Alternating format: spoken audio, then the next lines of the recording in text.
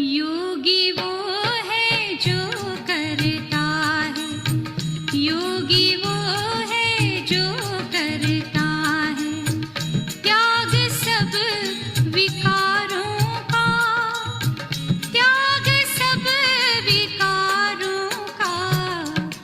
निंदा स्तुति हानि और लाभ में, निंदा स्तुति हानि और लाभ में एक समान वो रहता है, एक समान वो रहता है।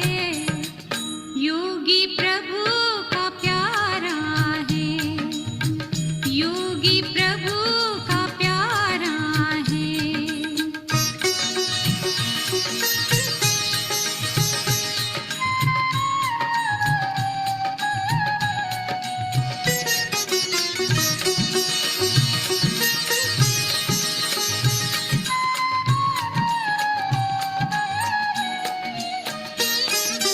इच्छा तृष्णा से उपराम होता, कर्मेंद्रियों पर विजय वो पाता। इच्छा तृष्णा से उपराम होता, कर्मेंद्रियों पर विजय वो पाता। उसका कोई शत्रु नहीं है, सबसे मित्रता होती है। योगी प्रभु का प्यारा है, योगी प्रभु का प्यारा है।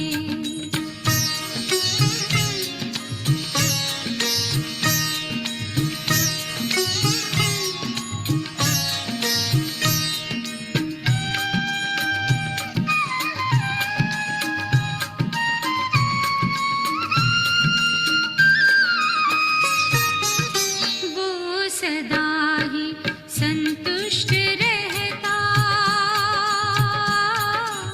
सदा शांत और प्रसन्न होता। वो सदा ही संतुष्ट रहता, सदा शांत और प्रसन्न होता। वो किसी को दुख नहीं देता, सभी में समता रखता है। योगी प्रभु का प्यारा है, योगी प्रभु का प्यारा है।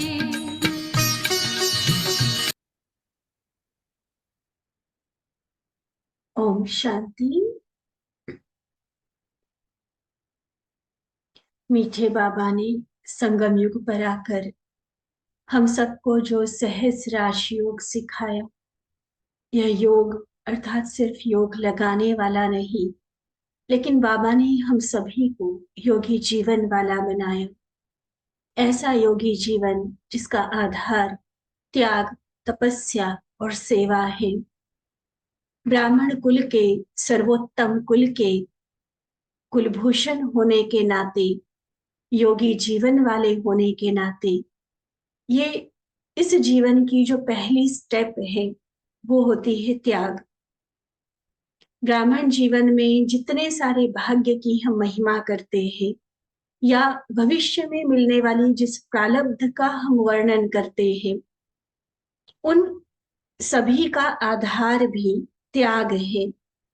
जैसे कि इससे पहले की वाणियों में हमने सुना, बाबा ने त्यागी की, महात्यागी की बहुत सुंदर परिभाषाएं हमारे सामने स्पष्ट की कि त्यागी का मतलब क्या है, उसकी निशानी क्या होगी। इसी तरह से महात्यागी किसको कहा जाएगा, वो कितना बाबा के समीप होगा, कैसी उसकी स्थिति होगी, क्या निशानी होगी। और फिर उस मुरली में बाबा ने कहा था कि सर्वस्व त्यागी का हम बाद में चर्चा करेंगे। तो आज की बाबा की वो मुरली है जिसमें बाबा ने सर्वस्व त्यागी की निशानियां बताई हैं। और हम सभी अगर ध्यान से सुनते जाएंगे, समझते जाएंगे, तो पता चलेगा कि एक्चुअली जो सर्वस्व त्यागी की निशानियां हैं, ये हमारी संपूर्णता के मंजिल की भी निशानियां हैं। एक अच्छी सच्ची योगी आत्मा किसको कहा जाए?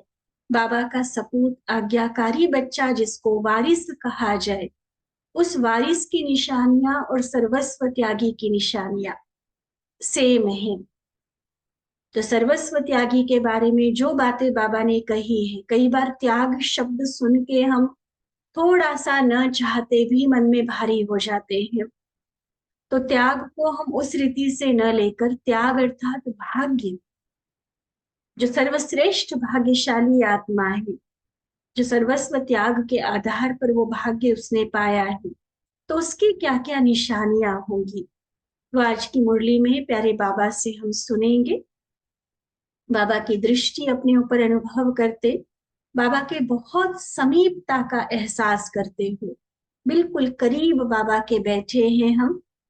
तो बाबा के एक एक महावाक्य के साथ बाबा की जो एनर्जी, जो शक्ति हमें मिलती है, उसको भी जरूर हम अपने अंदर भरते जाएंगे, ताकि कोई भी महावाक्य, कोई भी बाबा की बताई हुई बात, कोई भी धारणा, कोई भी मर्यादा हमें असंभव तो क्या लेकिन मुश्किल भी ना लगे, जिसके कारण मन भारी ना हो, लेकिन ऐसे लगता जाए कि बाबा ने कहा और मैंने करके दिखाया, मैं ही तो हूं ये सारा कुछ। बाबा की बातों को अपने जीवन में लाकर सबूत दिखाने वाली सपूत आत्मा, इस निश्चय के साथ, जैसे बाबा पर हमारा पूरा निश्चय है, अपने प्रति भी संपूर्ण निश्चय रखते हुए और उसको प्रैक्टिकल कर दिखाने के लिए बाबा की शक्ति अपने अंदर भरते हुए हम बाबा की ये मुरली सुनेंगे। 28 अप्रैल 1982 के बाबा के ये महावाक्य मुरली का सार है, सर्वस्व त्यागी की निशानियां। सर्वस्व त्यागी की निशानियां। तो सर्वस्व त्यागी बच्चों प्रति बाप दादा बोले, बाप दादा चारों ओर के सर्व महात्यागी, सर्वंश त्यागी बच्चों को देख रहे हैं। कौन से बच्चे इस महान भाग्य को प्राप्त कर रहे हैं, वह समीप पहुंच गए हैं। ऐसे समीप अर्थात समान, श्रेष्ठ, सर्वंश त्यागी बच्चों को बाप दादा देख देख हर्षित होते हैं।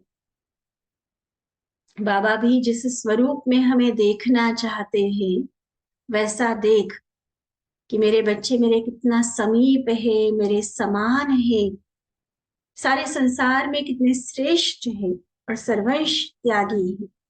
ऐसे स्वरूप में बच्चों को देख बाबा को भी हर्ष होता है। अब बाबा कहते, सर्वंश त्यागी बच्चों की विशेषता क्या है?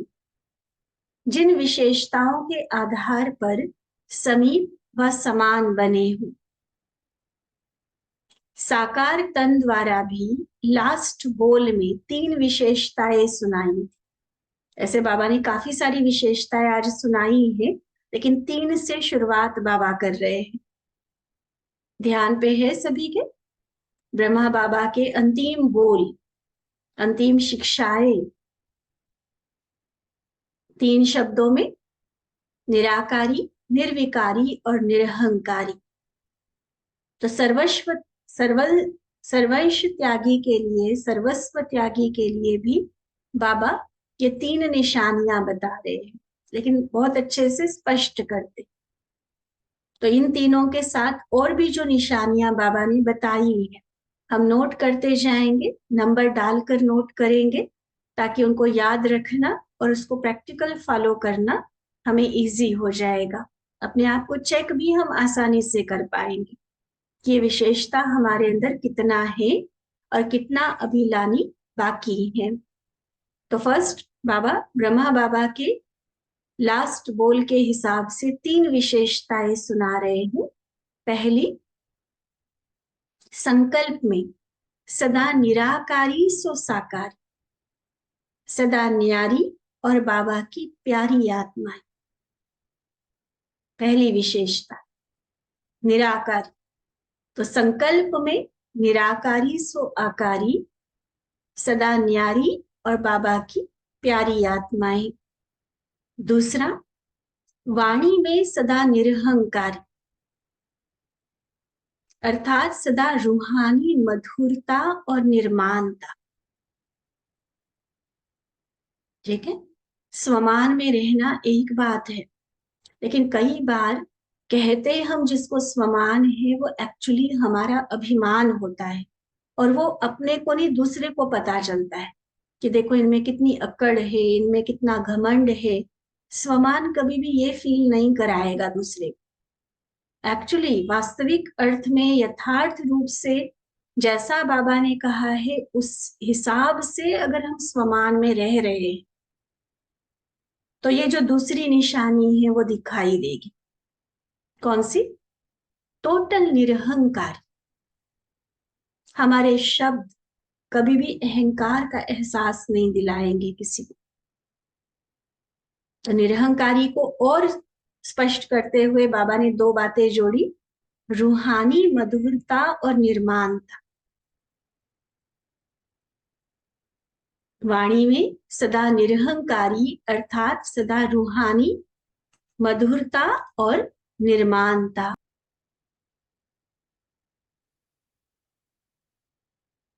तो पहली विशेषता बाबा ने बताई, संकल्प में सदा निराकारी सो साकारी, सदा न्यारी और बाबा की प्यारी आत्मा। दूसरी विशेषता, वाणी में सदा निरहंकारी अर्थात सदा रूहानी मधुरता और निर्माणता। तीसरी विशेषता, ध्यान पे तो है हम सभी के, निराकारी, निरहंकारी और निर्विकार।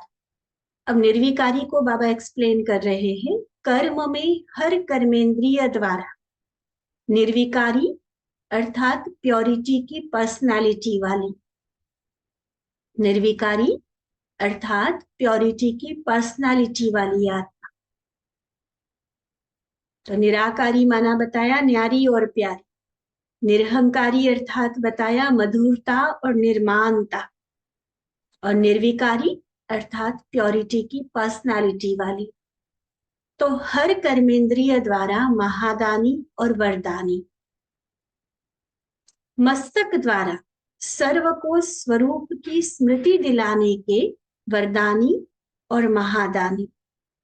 अब देखो तीसरी विशेषता को बाबा ने और बहुत अच्छे से विस्तार से स्पष्ट किया है। इस तीसरी विशेषताओं में ही अलग अलग और 10-12 पॉइंट्स निकल आएंगे। हम ध्यान से सुनेंगे, समझते जाएंगे बाबा की बात को। क्या कह रहे बाबा? प्योरिटी की पर्सनालिटी, संपूर्ण निर्विकारी माना हर कर्मेंद्रिय द्वारा महादानी और वरदानी होंगे। मेरे मस्तक से अर्थात मुझे कोई देखे तो भी उसको अपने स्वस्वरूप की स्मृति आ जाए, ऐसे वरदानी और महादानी। नयनों से रूहानी दृष्टि द्वारा सर्व को स्वदेश अर्थात मुक्ति धाम और स्वराज्य अर्थात जीवन मुक्ति, अपने राज्य का दर्शन कराना व रास्ता दिखाने का दृष्टि द्वारा इशारा देना। हर कर्मेंद्रिय द्वारा सेवा क्या होती है? हम कई बार कर्मणा सेवा माना सिर्फ स्थूल सेवा को मान लेते हैं कि हमने बर्तन साफ कर दिए, आश्रम पे आकर झाड़ू लगा दिया, कुर्सियों की सेटिंग करा दी, या गाड़ी में कहीं किसी बहनों को लेकर चले गए। कर्मणा सेवा है ना, ये गलत नहीं है, ये भी कर्मणा सेवा है, लेकिन इतने तक सीमित नहीं। कर्मणा अर्थात कर्म हम जिन कर्मेंद्रियों से कर रहे हैं उस हर कर्मेंद्रिय द्वारा इतनी रूहानी श्रेष्ठ तरीके की सेवा। मस्तक द्वारा स्वरूप की स्मृति, दृष्टि द्वारा स्वदेश और स्वराज्य की स्मृति, अपने मुक्ति धाम प्यारे वतन को भी याद करे और जीवन मुक्ति अर्थात सुखधाम की भी उनको याद आए, वो रास्ता मिल जाए उन्हें, ऐसा अनुभव कराने का वरदान देना जो आत्माएं महसूस करें कि यही हमारा असली घर और राज्य है। घर का रास्ता राज्य पाने का रास्ता मिल गया। ऐसे महादान व वरदान पाकर सदा हर्षित हो जाए। ये दृष्टि की सेवा। फिर आगे चलो, मुख द्वारा रचयिता और रचना के विस्तार को स्पष्ट कर। मुख द्वारा रचयिता और रचना के विस्तार को स्पष्ट जान, स्वयं को रचयिता की पहली रचना श्रेष्ठ ब्राह्मण सो देवता बनने का वरदान पाले। हम इस तरह से मुख द्वारा सेवा करें जो आत्माओं को बाबा का वर्षा पाने का वरदान मिल जाए, फिर से वो बाबा के वर्षे के हकदार अधिकारी बन जाए। ऐसा हम ज्ञान उनको सुनाए। ऐसे ही हस्तों द्वारा सदा सहज योगी, कर्म योगी बनने के वरदान देने वाले, श्रेष्ठ कर्मधारी, श्रेष्ठ फल प्राप्त करने के वरदानी बनाने। हाथों से कर्म हम कर रहे हैं तो उस कर्म द्वारा भी ऐसी सेवा हो जो अन्य आत्माओं को भी हम ऐसे कर्म योगी बना सके, श्रेष्ठ कर्म करने वाले और श्रेष्ठ फल पाने वाले बना सके। चरण कमल द्वारा हर कदम फॉलो फादर कर, हर कदम में पद्मों की कमाई जमा करने के वरदान। ऐसे हर कर्मेंद्रिय द्वारा विशेष अनुभूति कराने के वरदानी अर्थात निर्विकारी जीवन। ये तीन विशेषताएं सर्वस्व त्यागी की सदा स्पष्ट दिखाई देगी। ठीक है, संकल्प और वाणी को बाबा ने इतना स्पष्ट नहीं किया जितना कर्मणा को स्पष्ट किया, निर्विकारी वाली चीज को स्पष्ट किया। तो निर्विकारी में हर कर्म द्वारा महादानी और वरदानी का पॉइंट क्लियर करते हुए मस्तक, नयनों से, मुख से, हस्त से और चरणों से कैसे हम सेवा कर सकते हैं, नोट करते जा रहे सभी पॉइंट्स। मस्तक द्वारा स्वरूप की स्मृति, दृष्टि द्वारा स्वदेश और स्वराज्य की स्मृति, मुख द्वारा श्रेष्ठ जो ज्ञान बाबा ने हमें दिया, इस श्रेष्ठ ज्ञान को जानकर देवता बनने का वरदान, हस्तों द्वारा श्रेष्ठ कर्म करने वाले श्रेष्ठ प्रारब्ध पाने का वरदान, और चरणों के द्वारा कदमों में पद्मों की कमाई करने का वरदान। ऐसे वरदानी महादानी बोल, इसको कहेंगे संपूर्ण निर्विकारी। आगे और बाबा स्पष्ट कर रहे हैं, सर्वंश त्यागी आत्मा किसी भी विकार के अंश के भी वशीभूत होकर कर्म नहीं करेगी। सर्वंश त्यागी है ना, मतलब अंश का भी त्याग किया हुआ है। तो विकार का छोटे से छोटा अंश, जिसको बाबा कई बार रॉयल रूप कहते हैं, जो जल्दी पकड़ में नहीं आता है। मोटे रूप तो विकार के हमें पता चलते हैं, जैसे मान लो हमने गुस्से में आकर किसी को गाली नहीं दी, ब्राह्मण बच्चों का बहुत अच्छा कंट्रोल रहता है इसका, लेकिन अंदर ही अंदर डायलॉग चल रहा है कि तुम ऐसे हो, तुम ऐसे हो, तुम ये करते हो, तुम ये नहीं करते हो। तो ये भी तो एक तरह का गुस्सा है ना, जो धीरे धीरे उस आत्मा के प्रति नफरत पैदा करेगा। तो ये महीन रूप है, अंश का रूप है। और सर्वंश त्यागी आत्मा क्या करेगी, किसी भी विकार के अंश के भी वशीभूत हो कोई कर्म नहीं करेगी। विकारों का रॉयल अंश स्वरूप बाबा ने पहले भी सुनाया है कि मोटे रूप में विकार समाप्त हो रॉयल रूप के अंश मात्र के रूप में रह जाते हैं। याद है ना बाबा की मुरली जो चली थी, ब्राह्मणों की भाषा भी रॉयल बन गई, जो वकील जज वाली बात बाबा ने सुनाई थी। अभी वह विस्तार तो बहुत लंबा है। मैं ही यथार्थ हूं, मैं ही राइट हूं, ऐसे अपने को सिद्ध करने के रॉयल भाषा के शब्द भी बहुत है। यथार्थ श्रीमत को, बाबा की बताई हुई एक्यूरेट मर्यादा को सामने रखो तो एक्चुअली मैं गलत हूं। लेकिन यहाँ अपनी होशियारी, अपनी चतुराई दिखाकर, क्योंकि मोटा रूप तो नहीं है ना, किसी भी विकार का मोटा रूप है तो हम मना कर ही नहीं पाएंगे, लेकिन ये रॉयल रूप है, सूक्ष्म रूप है। तो उनको छिपाने के लिए, अपनी गलती को भी सही सिद्ध करने के लिए इस तरह की रॉयल भाषा का और चतुराई का प्रयोग बच्चे करते हैं। अपनी कमजोरी छिपाकर दूसरों की कमजोरी सिद्ध करने व स्पष्ट करने का विस्तार करना, उसके भी बहुत रॉयल शब्द है। गलती मेरी है, दोष दूसरों पर डाल, उसने ऐसा किया तब मुझे ऐसा करना पड़ा। तो ऐसी भी बाबा कहते ब्राह्मणों की भाषा बहुत है, ये भी बड़ी डिक्शनरी है। एक्चुअली वो ब्राह्मणों की होनी नहीं चाहिए डिक्शनरी, लेकिन अभी भी वो प्रयोग की जा रही,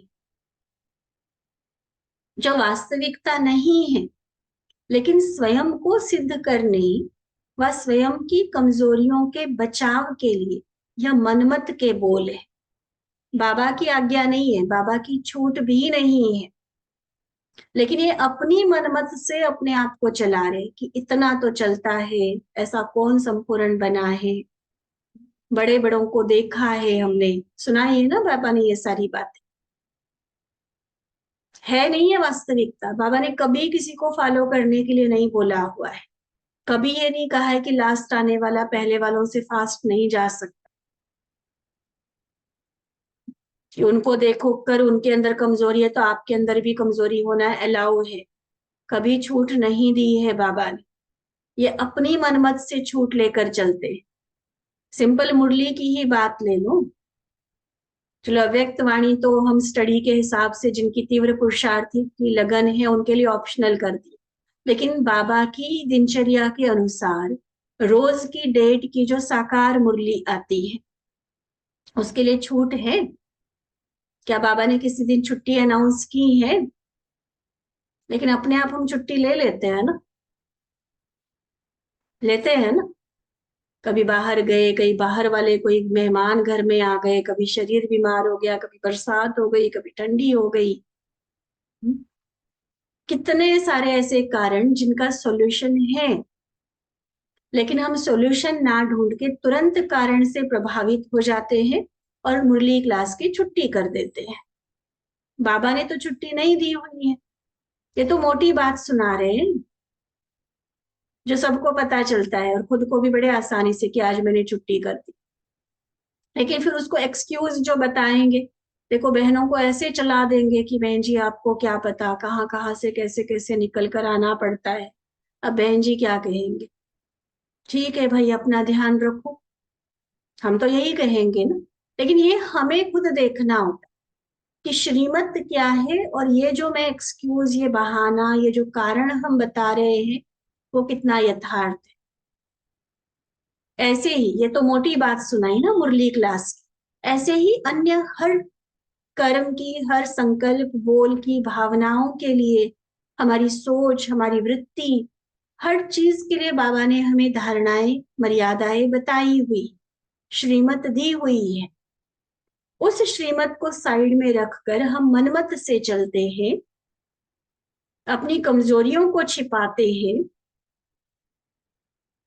अपना बचाव करते हैं, खुद की गलत को सही सिद्ध करते हैं। तो ये बाबा कहते वास्तव में होना नहीं चाहिए, है तो ये मनमत। और वो सारा विस्तार अच्छी तरह से सब जानते हैं।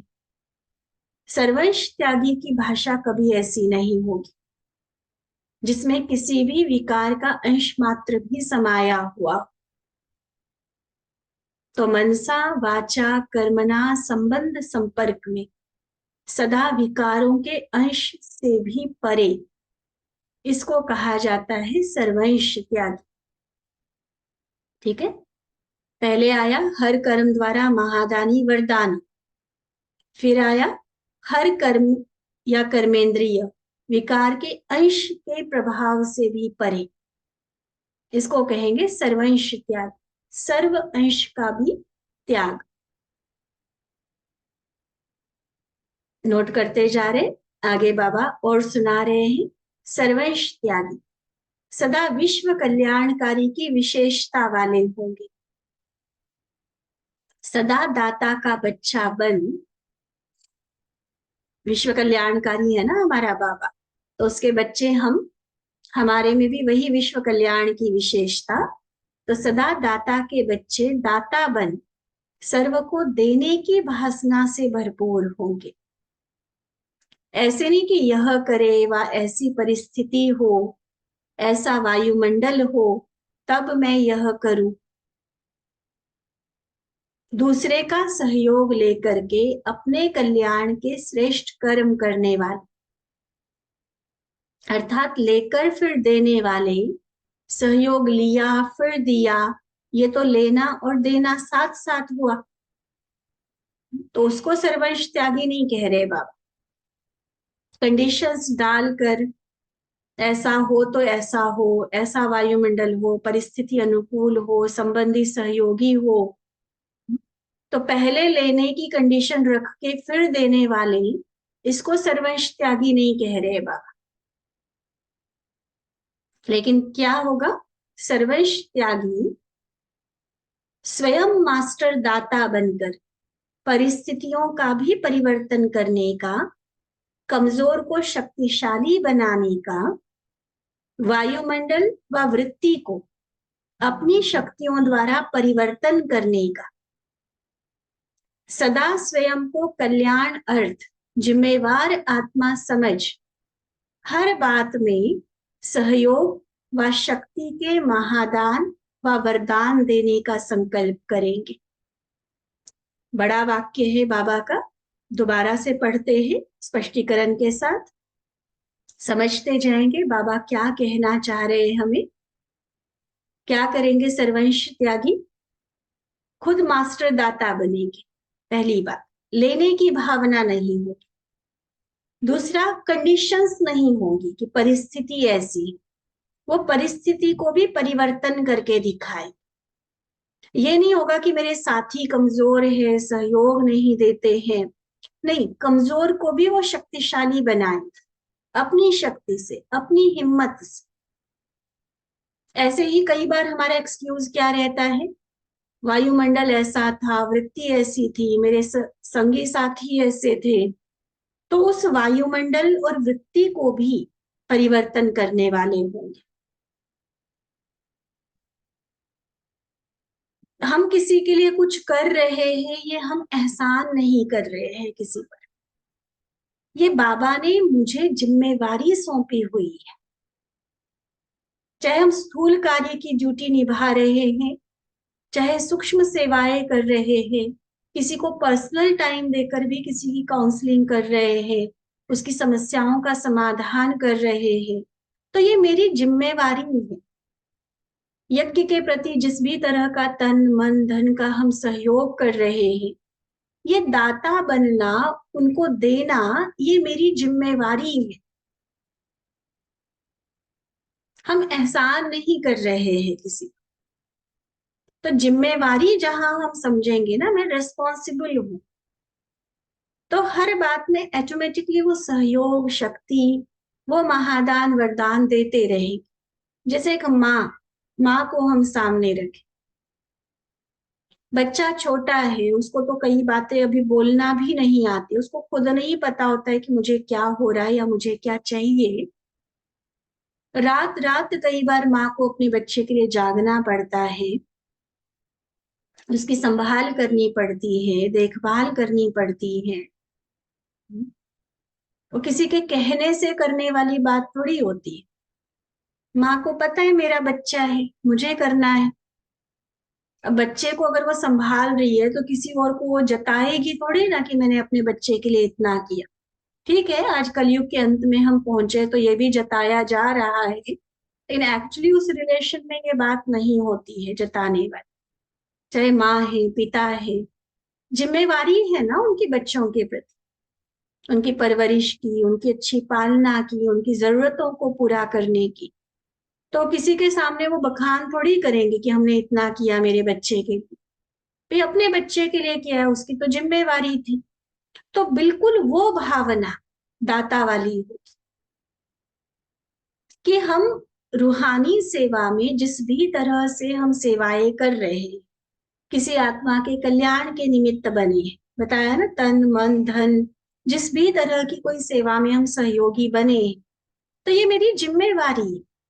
हम कोई बाबा पर, निमित्त बहनों पर, या जिस आत्मा को ज्ञान सुनाया, सहयोग किया, उस पर एहसान नहीं कर रहे।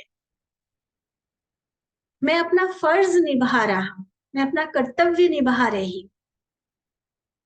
ये भावना जहां रहेगी ना, तो ना तो वहां अलबेलापन होगा किसी जिम्मेवारी को निभाने में, और ना ही उसको जताने से और जो अभिमान की भावना आती है वो चीज होगी, ना थकावट आदि की बात। तब बनेंगे हम अखंड दाता, अखंड सहयोगी, अखंड महादानी वरदान।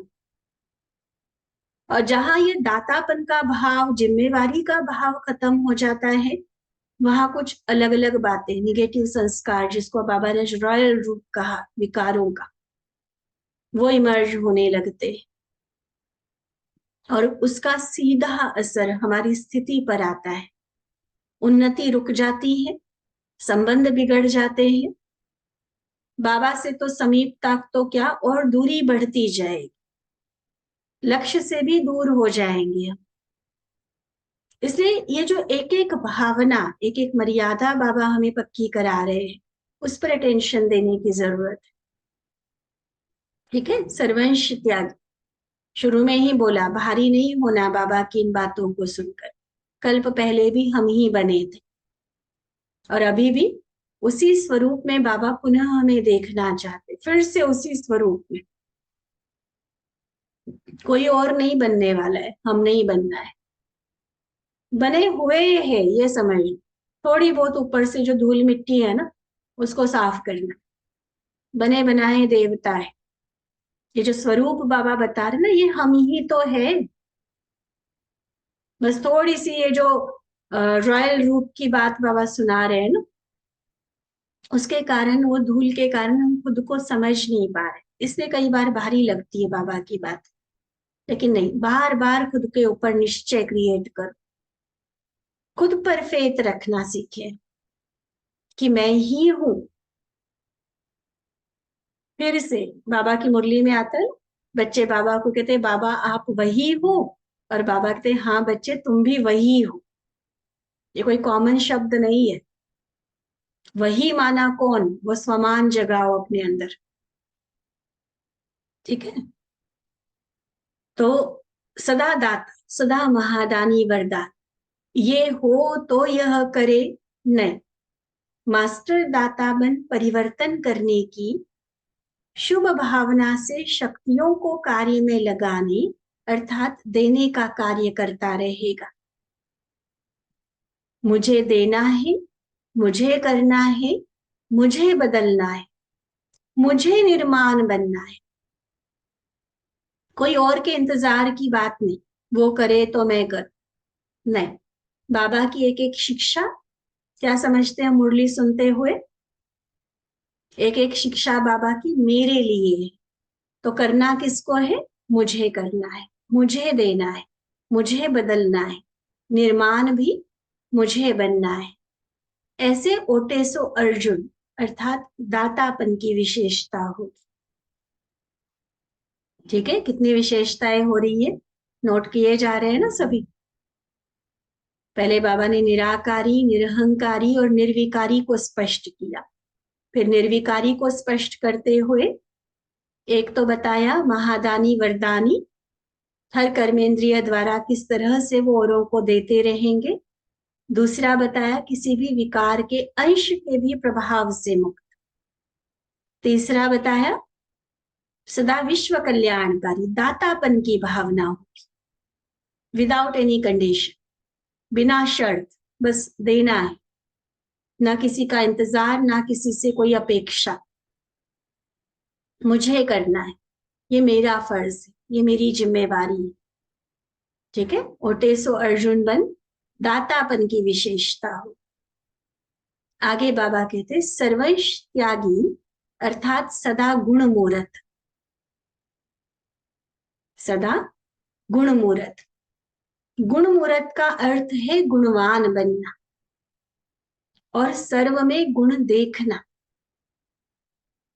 अगर स्वयं गुणमूरत है तो उसकी दृष्टि और वृत्ति ऐसी गुण संपन्न हो जाएगी जो उसकी दृष्टि और वृत्ति द्वारा सर्व में जो गुण होगा वही दिखाई देगा। अवगुण देखते समझते भी किसी का भी अवगुण बुद्धि द्वारा ग्रहण नहीं करेगा। होंगे अवगुण, संपूर्ण आत्मा तो संसार में नहीं रहती ना, फिर वो तो व्यक्त होकर बाबा के पास जाती है। लेकिन आज जिनके संबंध संपर्क में हम हैं, जो भी ब्राह्मण आत्माएं, चाहे बड़े से बड़े महारथी है, चाहे समर्पित है, चाहे पुराने हैं, कुछ ना कुछ परसेंटेज में हो सकता है 99% वो संपूर्ण बन भी गई हो आत्मा। लेकिन मेरी नजर अगर अवगुण देखने की होगी तो कहते ना कि कईयों को तो चांद में भी दाग नजर आता है, तो ऐसी अवगुण वाली मेरी दृष्टि है तो हम दाता नहीं बन सके। लेकिन अगर हम दाता है, अगर हम गुणमूर्त है, जो सर्वंश त्यागी की व्याख्या बाबा क्लियर कर रहे हैं, तो गुणमूर्त आत्मा जो स्वयं गुणों से भरपूर है, वो हमेशा ऑटोमेटिक ये हो गई उसकी मन की स्थिति कि सभी के गुणों पर नजर जाएगी। चाह कर भी किसी का, गलती से भी किसी का अवगुण नहीं देखेंगे, अवगुण की तरफ दृष्टि ही नहीं जाएगी। देखना, ग्रहण करना, वर्णन करना, उसके प्रभाव में आना, ये तो बहुत दूर की बात है। टोटल जो फोकस होगा ना वो गुणों पर होगा उसका। स्वयं के गुणों को भी बढ़ाना है और औरों में भी वो गुण भरने हैं, उनके गुणों को भी देखते जाना, गुणों को ही ग्रहण करना है। ठीक है, तो अवगुण देखते समझते, ज्ञान के आधार पर दिखेगा तो सही, समझ में तो आएगा कि ये ठीक नहीं है, लेकिन 1% भी उसके प्रभाव में उसको ग्रहण नहीं करेगा, बुद्धि में धारण नहीं करेगा, ऐसा होली हंस होगा। ठीक है, तो नेक्स्ट निशानी क्या आ गई? सदा गुणमूर्त होली हंस। कंकड़ को जानते भी ग्रहण नहीं करेगा और ही उस आत्मा के अवगुण को मिटाने के लिए स्वयं में प्राप्त हुए गुण की शक्ति द्वारा उस आत्मा को भी गुणवान बनाने में सहयोगी होगा, क्योंकि मास्टर दाता के संस्कार है।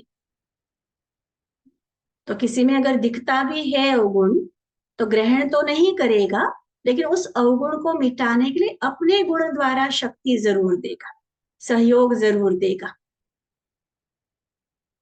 तो नेक्स्ट निशानी क्या होगी? सर्वंश त्यागी अर्थात सदा गुणमूर्त होली हंस।